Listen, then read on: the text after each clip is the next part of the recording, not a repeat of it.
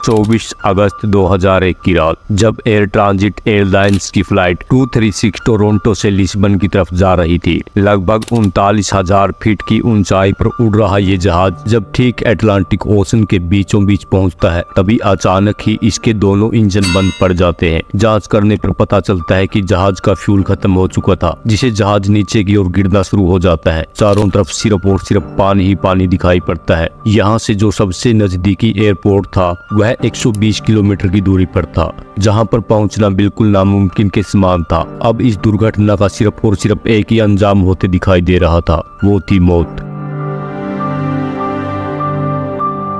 जब 23 अगस्त 2001 की शाम को कैनेडियन एयरलाइंस एयर ट्रांजिट की फ्लाइट 236 टोरंटो एयरपोर्ट से पुर्तगाल के शहर लिस्बन जाने की तैयारी कर रही थी, तो हर रोज की तरह रेगुलर सर्विस और मेंटेनेंस चेक करने के बाद इसमें 48 मैट्रिक टन फ्यूल डाला गया, क्योंकि ये 7 घंटे से भी ज्यादा की नॉन स्टॉप फ्लाइट होने वाली थी। ये केयरबस 330 जहाज था, जो अपने समय का एडवांस और सबसे सेफ एयरक्राफ्ट माना जाता था। इसके कैप्टन 48 वर्षीय रॉबर्ट पेस को 16,800 घंटे फ्लाइट उड़ाने का अनुभव था, जबकि दूसरे पायलट दिल दिएगर को 4800 घंटे फ्लाइट उड़ाने का अनुभव था। इससे पहले भी दोनों इस जहाज को कई बार उड़ा चुके थे। थोड़ी ही देर बाद इस फ्लाइट में 293 यात्री और 13 क्रू मेंबर सवार हो जाते हैं। तकरीबन रात के 9 बजे ये जहाज टोरंटो के एयरपोर्ट से उड़ान भरता है और पायलट जहाज को लिस्बन ले जाने के लिए अटलांटिक ओशन की ओर मोड़ लेता है। मात्र कुछ ही मिनटों में जहाज अपने क्राजिंग एटीट्यूड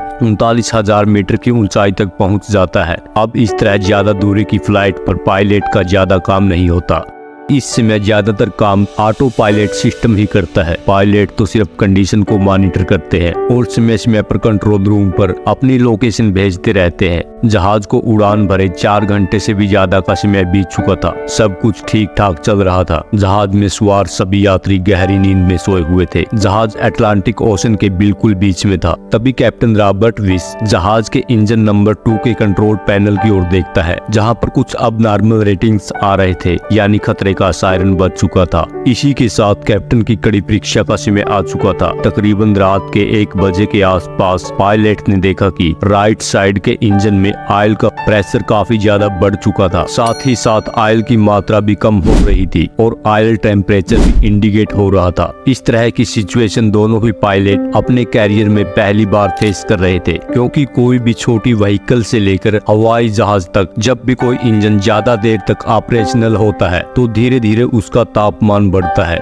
लेकिन यहाँ तो तापमान नीचे की ओर गिर रहा था, जो किसी भी तरह से सामान्य नहीं था। अब दोनों ही पायलट तुरंत फ्लाइट मैनुअल को चेक करते हैं। जहाँ पर कुछ नहीं मिलता तो बिना किसी देरी के पायलट सीधा कनाडा में स्थित कंट्रोल रूम से संपर्क साधते हैं और जहाज में आई प्रॉब्लम के बारे में बताते हैं। लेकिन जवाब में उनको सिर्फ इतना ही कहा जाता है कि आप एरर को मॉनिटर करते रहें, जब हमें इसके बारे में कुछ पता चलेगा तो आपसे संपर्क करेंगे। भले ही कॉकपिट में फॉल्ट रीडिंग्स दिख रही थी, लेकिन उड़ान में किसी तरह की कोई भी प्रॉब्लम नहीं थी। इसलिए पायलट ये सोचकर थोड़ा शांत हो गए कि शायद कोई फॉल्ट सेंसर ऑयल की गलत वेटिंग दे रहा है। वह दिल दहला देने वाला था, जो आज भी एयर एक्सीडेंट हिस्ट्री के काले अक्षरों में लिखा हुआ है। तकरीबन आधा घंटा बीत जाने के बाद कॉकपिट के स्क्रीन पर एक और एडवाइजरी मैसेज आता है, लेकिन ये मैसेज ऑयल से रिलेटेड नहीं था, बल्कि फ्यूल से रिलेटेड था। असल में कमर्शियल एयरलाइंस का फ्यूल उनके विंग्स इक्वल में डिस्ट्रीब्यूट होता है, लेकिन स्क्रीन में वार्निंग दिखी कि लेफ्ट विंग के मुकाबले राइट विंग में फ्यूल कम है। लेकिन पायलट के अनुसार ये परेशानी भी ज्यादा बड़ी नहीं थी, क्योंकि कई बार फ्यूल कम या ज्यादा होने पर ऐसी परेशानी आ जाती है। तभी क्रॉस फील्ड वाल्व खोलकर फ्यूल को दोनों विंग्स में इक्वली डिस्ट्रीब्यूट कर दिया जाता है। तो इस बार भी पायलट ने ऐसा ही किया। एड्रेस से दोनों विंग्स में फ्यूल की क्वांटिटी इक्वल हो चुकी थी, लेकिन 10 मिनट के बाद कैप्टन को डिस्प्ले में लो फ्यूल वार्निंग नजर आती है। चेक करने पर पता चलता है कि राइट विंग में दोबारा से फ्यूल कम हो रहा है। अब दोनों विंग्स को मिलाकर भी इतना फ्यूल नहीं बचा था कि जिसे लिस्बन पहुंचा जा सके।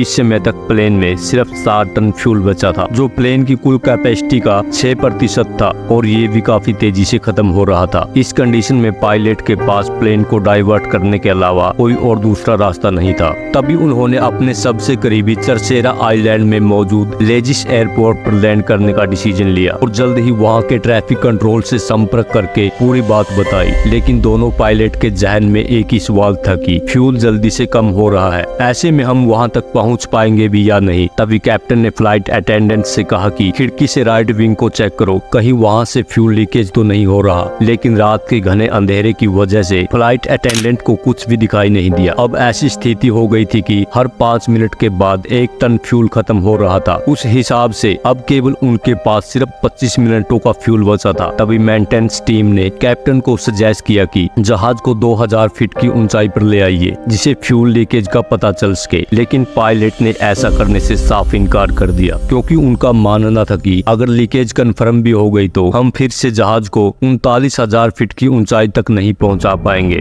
और कम से कम 39,000 फीट की ऊंचाई से ग्लाइडिंग करके कुछ किलोमीटर और आगे जाया जा सकता है। लेकिन तभी अचानक से जहाज के राइट इंजन ने आग पकड़ ली, जिसे ये पता चल गया कि फ्यूल लीकेज हो रहा है। इस धमाके से प्लेन में बैठे पैसेंजर्स के बीच अफरा तफरी मच गई। तभी कैप्टन ने पैसेंजर्स को शांत रहने के लिए कहा। अब जहाज में 4 टन फ्यूल और एक इंजन ही बचा था। ऐसे में जहाज धीरे धीरे करके नीचे की ओर आने लगा। ज्यादा प्रेशर की वजह से प्लेन का दूसरा इंजन भी जल गया। अब प्लेन के ये हालात थे कि बिना किसी इंजन के अटलांटिक ओशन के ऊपर ग्लाइड करने लगा। पावर सिस्टम भी ठप पड़ गया, जिससे पूरे केबिन में अंधेरा छा गया। जहाज के सारे इक्विपमेंट इमरजेंसी मोड पर थे। अब लीजेस एयरपोर्ट 120 किलोमीटर की दूरी पर था, जिसे जहाज ग्लाइड करते हुए एयरपोर्ट तक नहीं पहुंच पाता तो उसे पानी में ही लैंडिंग करनी पड़ती। अब कैप्टन ने पैसेंजर्स को इसके लिए प्रिपेयर करना शुरू कर दिया। ऐसे में पानी में लैंडिंग करना काफी जोखिम भरा होता है, क्योंकि इसे पैसेंजर्स का डूबने का खतरा बना रहता है। सब कुछ प्लेन के बीच कंट्रोल पर निर्भर था। पायलट लीवर से जहाज को कंट्रोल कर रहे थे। प्लेन की ऊंचाई 2000 फीट पर मिनट के हिसाब से कम हो रही थी, यानी अगले 15 मिनट प्लेन में सवार सभी 306 लोगों की जिंदगी और मौत की दास्तान लिखने वाले थे। अब जहाज और एयरपोर्ट की दूरी 15 किलोमीटर बची थी। इतनी दूरी पर जहाज के एटीट्यूड को 3000 फीट की ऊंचाई पर रखने की सलाह दी जाती है, लेकिन जहाज का एटीट्यूड 13,000 फीट था। इस स्थिति में कैप्टन अगर जहाज को आगे की ओर झुकाता तो क्रॉस लैंडिंग होना तय था। ऐसे में पायलट ने 360 डिग्री का चक्कर लगाया, जिसे प्लेन और एयरपोर्ट का डिस्टेंस तो उतना ही था, लेकिन प्लेन की ऊंचाई 8000 फीट से कम होकर 5000 फीट तक पहुंच गई थी, जो रेकमेंडेड लेवल से अब भी 2000 फीट ज्यादा था। लेकिन अब 360 पर घुमाना भी संभव नहीं था, इसलिए पायलट ने प्लेन का रुख रनवे की ओर किया और कई एस्टर्न लगाए, जिसे प्लेन को ऊंचाई कम करने का कुछ एक्स्ट्रा टाइम मिला। नॉर्मली लैंडिंग के लिए प्लेन के अगले सिरे को ऊपर रखने के लिए फ्लैप्स और इंजन थ्रस्ट का इस्तेमाल किया जाता है, लेकिन पायलट इंजन थ्रस्ट को बिना फ्लैप्स के नहीं खोल सकते थे, क्योंकि ऐसा करने से फ्लैप्स से मिलने वाला एयर टैंक प्लेन को आगे की ओर झुका देता है, जिसे क्रैश लैंडिंग हो जाती है। इसलिए पायलट ने फ्लैप्स को बंद रखते हुए लैंडिंग करने का निर्णय लिया, जिसे रनवे और प्लेन के बीच काफी जोरदार टक्कर हुई, जिसे प्लेन के 8 टायर फट गए। प्लेन स्लाइड करता हुआ एक साइड खिसक रहा था, लेकिन कैप्टन ने बड़ी ही सूझबूझ के साथ धीरे धीरे ब्रेक लगाए, जिसे प्लेन रुक गया। इसके बाद प्लेन के लैंडिंग गियर में बड़ा धमाका हुआ और आग लग गई। इसके बाद एयरपोर्ट इमरजेंसी टीम ने तुरंत ही आग पर काबू पा लिया। इस तरह से फ्लाइट 236 के जांबाज पायलट ने 306 मुसाफिरों को मरने से बचाया। यह आज तक की एयर हिस्ट्री का ऐसा इकलौता प्लेन था जिसने बिना इंजन के इतनी दूर तक ग्लाइड करते हुए अपनी मंजिल तक पहुंचने का रिकॉर्ड कायम किया। आखिरकार सवाल उठता है कि गड़बड़ी कहां हुई। इसे लेकर जब जांच पड़ताल की गई तो पता चला कि टोरंटो में टेक ऑफ से पहले मेंटेनेंस के दौरान इंजीनियर ने प्लेन का एक पार्ट ब्रीच किया था, जो अच्छे से फिट नहीं हुआ। इसी कारण इंजन की ऑपरेशनल स्थिति के उस हिस्से में वाइब्रेशन होने लगी, जिसने पास की फ्यूल लाइन को थ्रस्ट कर दिया। इसमें पायलट ने भी एक गलती की। उन्होंने फ्यूल लीकेज पर ज्यादा ध्यान नहीं दिया और क्रॉस फिट वॉल को खुला छोड़ दिया, जिससे फर्स्ट इंजन का फ्यूल लीक होकर सेकंड इंजन में जाने लगा और फ्यूल समाप्त हो गया।